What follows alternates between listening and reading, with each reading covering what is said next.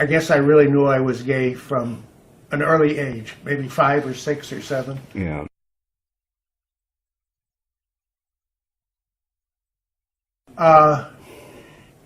As it turns out, that there were a bunch of kids that would masturbate together and do a bunch of things. So it seemed relatively normal for me, and I never really had many problems with the fact that I was gay or knowing I was gay. Of course, it wasn't socially gay. It was just knowing that it was there.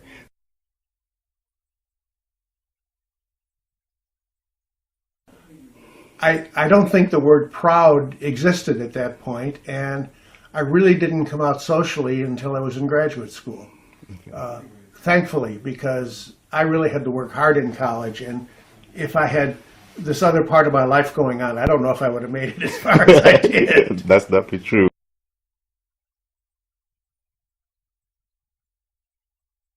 I began to meet a whole group of people that I really didn't know existed. Being in physics and in engineering was a really conservative group.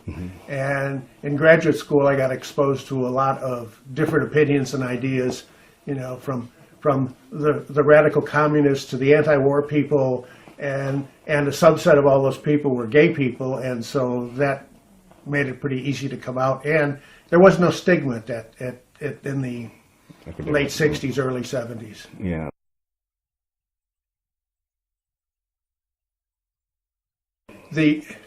At that time, my partner and I were living in LA, and we had a number of friends who would just disappear. And since we were in a pretty much monogamous relationship, it wasn't a big issue for us personally, but just having friends disappear was really very difficult to cope with. And we'd travel, and when people heard we were from the West Coast, they kind of shunned us, saying, well, that's where the center of this gay epidemic is, or gay illness is, and it's not very comfortable to being around people who are from there, because you never know what was going to go on. Yeah, so there was a lot of talent lost and a lot of people that you knew. Yes.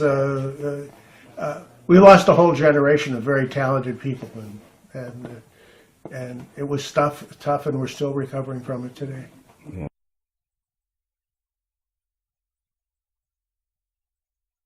I'm glad things are more open, and the younger generation is being accepted. Being socially gay in the 60s and 70s meant that you had a bunch of gay friends, and those are the people you hung out with, and those are the people you knew. And today, young people have the opportunity of having a broad group of friends who are all accepting, and I think it's great for them. Yes.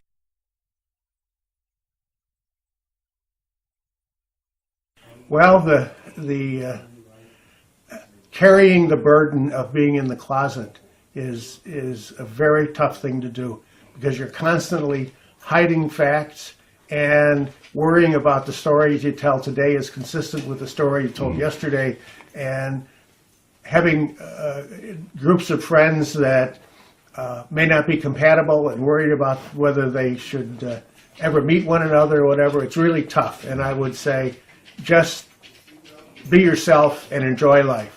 Okay, thank you so much.